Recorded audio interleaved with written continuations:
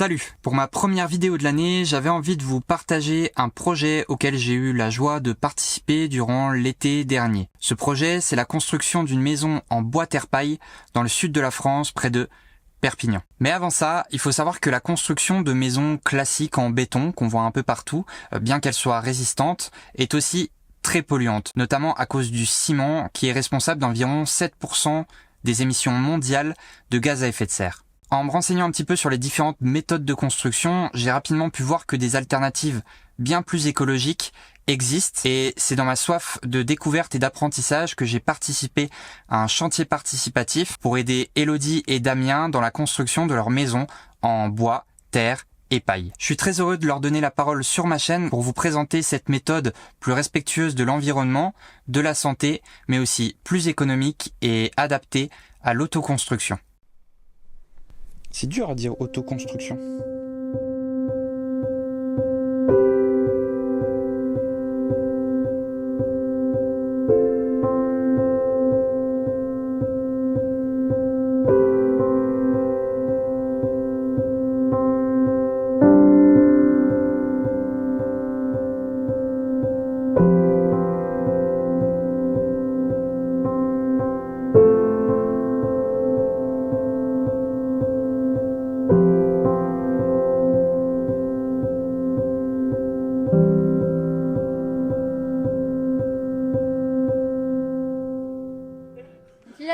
S'il vous plaît, silence sur le plateau. On tourne. T'as le truc là Je vais faire avec les mains parce que le budget... interview Elodie et Damien, première. Il n'y en aura qu'une seule. Hein. Bon du coup moi je m'appelle Elodie, professeure de yoga et j'étais anciennement archéologue.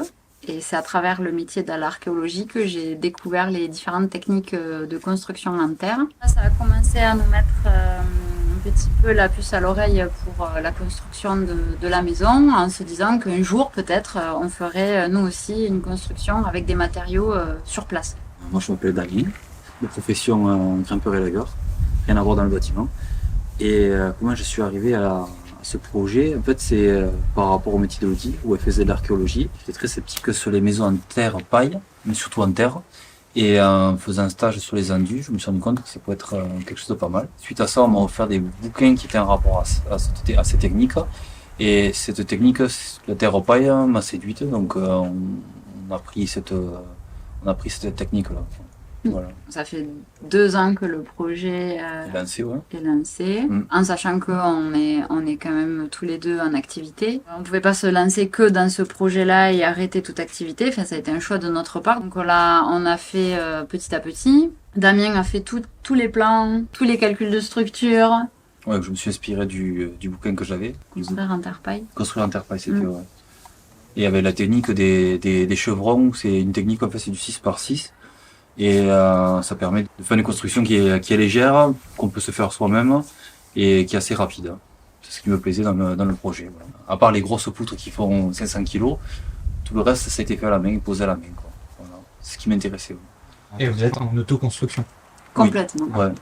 Oui. Après, autoconstruction, oui, parce qu'on ne fait pas intervenir de professionnels du bâtiment. Et encore que, on a quand même des amis qui nous aident énormément, notamment au niveau du toit, où on avait un ami couvreur qui nous a aidés. Donc, il y a quand même eu un petit peu de professionnels qui sont venus. Mais... Le professionnel qui est venu, et ton cousin qui est électricien, qui nous a donné des conseils. Ouais, c'est vrai. Et qui va nous aider pour le tableau d'électricité, c'est vrai. Ouais. Voilà, donc on a d'autres personnes qui sont dans le bâtiment aussi, qui nous ont donné beaucoup de conseils. On a mon beau-père qui travaille dans les matériaux, donc il nous a beaucoup aidé aussi. On n'était pas tout seul, quoi. On est encore énormément accompagnés. Ouais. Et donc, on a commencé la mise en œuvre de la terre l'an dernier, la terre paille. C'était un premier test, ouais.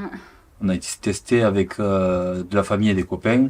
En moyenne, on était 4 pour voir ce que ça pouvait donner en temps, en travail, au niveau organisation, tout ça. Et on s'est rendu compte que c'était beaucoup de travail. D'où le fait qu'on a fait un chantier participatif cette année-là, en 2022, voilà. Ouais, voilà, c'est ça. En fait, on a fait le test l'année dernière sur à peu près 15 jours. Ouais, 2 semaines. Ouais. Et c'était plus voilà, comme c'était les premiers tests, on n'avait pas, enfin on travaillait dehors. Nous on habite dans le sud de la France, donc on a des chaleurs quand même qui peuvent monter, qui peuvent être très excessives l'été. Bon, cette année c'est particulièrement chaud, mais l'année dernière aussi. Du coup on s'est rendu compte de tout ce qu'il fallait pas faire. avant de mettre en place le chantier participatif. Et comme moi, j'avais déjà eu l'occasion de travailler en tant que bénévole dans d'autres chantiers participatifs, je savais que c'était le meilleur moyen pour arriver à mettre en œuvre toute la structure de la terre-paille, en fait, parce que à 4, on n'y serait jamais arrivé. Oui, c'est vrai. Donc du coup, on a fait le choix de faire venir des bénévoles sur le chantier. On est passé par un site en fait par un réseau qui s'appelle Twiza, qui permettait en fait d'avoir et non seulement les entrepreneurs comme nous qui proposons en fait à des personnes de venir tester des nouvelles façons de construire en éco-construction, donc avec des matériaux propres, des matériaux naturels. Ouais. Et voilà, et donc du coup, à travers ce réseau, on a trouvé pas mal de bénévoles qui sont venus nous aider sur plusieurs sessions. Donc ça, c'était super parce que merci à eux. Merci Théo. Merci Théo. Voilà, c'était vraiment génial. Sans eux, on n'en serait pas là. Et ensuite, ce qui était important pour nous aussi, c'était d'arriver à faire une maison avec des matériaux locaux. Donc nous, la terre, elle vient de notre terrain, juste derrière. Ouais, c'est les Juste derrière fondations nous. et on a décaissé un peu derrière pour en avoir un peu plus. Voilà. Et la paille, c'est un copain que j'avais à qui j'ai acheté la paille tout simplement. Quoi. Qui est berger. Ouais, j'ai acheté une dizaine de balles de paille. Donc c'est quasi 0 km puisque cet ami est juste à côté. Ouais. Donc c'est vrai que du coup c'était vraiment chouette de pouvoir faire des murs avec des matériaux sur place, voilà, complètement. Et puis en plus on a la chance d'avoir des terres de vigne, c'est pas le cas pour tout, mais au moins pour la terre paille, il y a un taux d'argile qui est assez intéressant pour pouvoir monter les murs en terre paille.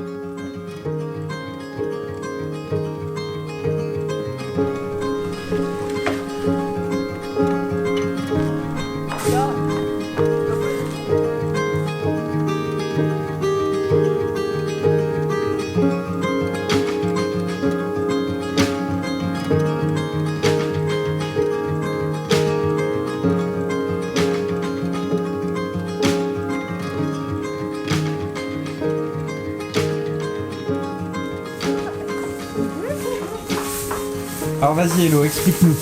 Alors, après avoir préparé ce qu'on appelle la barbotine, qui est ce mélange de terre et d'eau, on va venir tremper les pailles dans cette barbotine. Pour que la paille s'engorge en fait de la terre, de ce mélange. Donc on la trempe complètement dedans. Et on la laisse absorber le mélange pendant quelques secondes en fait. Puis après on enlèvera cette paille pour la mettre à ressuyer à l'extérieur, de sorte à ce que le surplus d'eau s'en aille et que la paille absorbe la terre. C'est vrai que t'as vraiment un truc qui vient encore et ça fait très clair, tu sais. Ah ouais, carrément.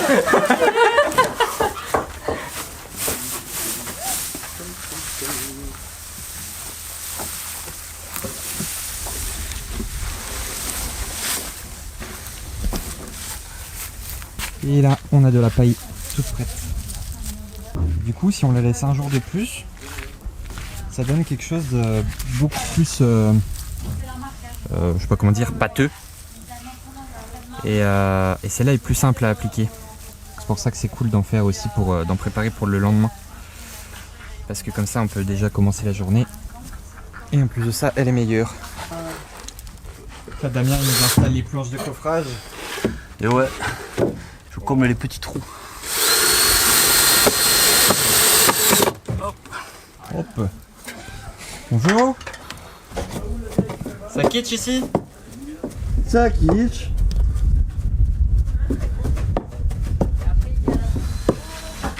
Vous dites Donc là, vous remplissez les coffrages que Damien a posés. Exactement. On met la paille dans le sens de la longueur. Hop, on n'en met pas trop pour éviter de faire des paquets qui entraîneraient des petites poches d'air. Puis on place et puis on tasse. Alors pour kitcher, il faut un bon bâton, il faut de la bonne paille et après tu tapes dans le trou comme ça et puis c'est parfait. Bien.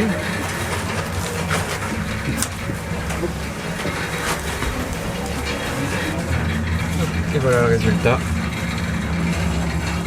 Bon, c'est encore mouillé, ça va sécher. Mais c'est tout compacté. Et du coup, pourquoi vous avez voulu cette méthode? Est-ce que vous pouvez dire des propriétés de la terre paille? Ben, l'avantage, en fait, c'était adapté avec l'ossature au bois, qui était en fait un 6x6. Ça permettait de passer les fibres de terre paille à travers l'ossature et ça faisait un bloc qui se tenait à la maison. Et après, les propriétés, c'est, bon, le dit en parlera mieux que moi, les connaît mieux. La terre a beaucoup d'inertie, donc en fait, de façon générale, dans les maisons en terre crue, et donc en terre paille aussi, on arrive à avoir une température ambiante assez régulière, qui tourne aux alentours de 18 degrés quand les portes et les menuiseries sont posées, parce que là, c'est pas le cas encore. Et donc, ça permet en fait d'avoir 18 degrés en été comme en hiver. Donc, non seulement ça protège de la chaleur, mais ça protège aussi du froid. Et au niveau économie d'énergie, c'est le top en fait. Ce sont des murs qui comportent automatiquement l'isolation. En fait, c'est pas que les murs de la structure de la maison, c'est aussi l'isolation de la maison. Et c'est des murs qui respirent. Et ce sont des murs qui respirent, qui sont vivants. Qui Voilà. sont capables de prendre l'humidité, mais de le rendre aussi. Voilà. Bon, après, ils resteront pas comme on les a derrière. Ils vont être recouverts d'enduit parce que les maisons en terre, le principe, c'est qu'il y ait quand même la base de la maison en terre. Il faut qu'il y ait ce qu'on dit des bonnes bottes et un bon chapeau, donc un bon soubassement et un toit assez débordant pour protéger les murs. Et ensuite, il faut qu'il soit enduit pour pas être détérioré par les intempéries extérieures. Donc là, on mettra un enduit terre, chaud, sable Et paille. et paille. Enfin, c'est du foin. C'est pas de la grosse paille comme là. C'est la paille fine. Là, c'est plus un lien. Enfin, c'est vraiment juste un tout petit liant. C'est plus comme une fibre vraiment importante qui vient s'incruster dans la structure. Ce sera juste pour venir faire le lien. Et donc au final, vous construisez une vraie maison, mais avec de la paille. C'est ça. La maison des petits cochons, mais mais celle-là, ça volera pas. Après, il y a aussi un avantage qu'on n'a pas dit, c'est le coût aussi. Du coup, malgré ça, il y a le coût. En fait, la paille, quoi, ça a dû me coûter 400-500 € la paille, qui fait l'isolation, et la structure. Et la terre, ça m'a coûté juste le prix de le décaisser, quoi. Du terrain aussi. Voilà. Et de la sueur pour le cribler, pour enlever les gros cailloux, les petits cailloux, et c'est tout, quoi, en fait, quoi. C'est économique et écologique, quoi. Oui, C'est complètement. vraiment les deux. Complètement. Et puis en plus, là, le fait de faire intervenir des personnes bénévoles aussi, c'est super dans ce sens-là parce que c'est vraiment un échange avec eux et pour nous, c'est une aide incroyable quoi, qui nous a permis d'avancer sur 2 mois. Si on avait dû le faire tous les deux, on n'aurait pas pu le faire sur 2 mois. Et on voulait absolument le faire pendant l'été parce qu'en fait, dans ce genre de construction, il faut que les murs puissent se sécher. Donc nous, on est dans une région où on a du chaud et du vent, donc ça sèche relativement bien, mais on ne peut pas poser de l'enduit sur des murs pas secs. Bon là, cette année, il fait extrêmement chaud, donc on a beaucoup de chance, mais c'est aussi pour ça qu'on voulait avoir de l'aide sur sur un laps de temps assez court. Et puis aussi parce qu'on travaille à côté. Ouais. Mais c'est vrai que c'est un super échange, c'est un très beau partage en fait, l'année de sens. C'est vrai. Je confirme. Voilà. Je pense que vous avez tout dit. J'ai même pas eu besoin de poser des questions en vrai. Ouais. Quasiment pas. T'es presque frustré. Vous êtes trop fort. Genre là, pendant 10 minutes, vous avez parlé, genre, j'ai quasiment rien dit. Oh, mince. Vous avez dit tout ce qu'il fallait dire, je pense. Et moi, je vous remercie parce que vous êtes les premières personnes que j'interviewe comme ça et tout, et je suis content que ce soit vous. Oh, merci. Oh, nous aussi, ça fait plaisir. On lui fait un câlin. Oui, on lui fait un câlin. Ah. Ça va. Voilà, c'est la fin de cette vidéo. Encore merci à Elodie et Damien pour leur accueil et merci à tous les bénévoles qui étaient là pendant le chantier. On a passé un super bon moment. Si jamais vous avez envie de vivre une expérience similaire, n'hésitez pas à vous rendre sur le site de Twiza. Il y a plein de chantiers en France, pas que sur la terre paille. Il y a plein d'autres méthodes différentes. Si ce petit reportage vous a plu, n'hésitez pas à me le dire en commentaire, à liker la vidéo et à la partager. Voilà, ça donne un petit peu de soutien et vous pouvez aussi vous abonner à la chaîne, c'est encore mieux. Je vous remercie d'avoir regardé la vidéo jusqu'au bout et je vous dis à la prochaine.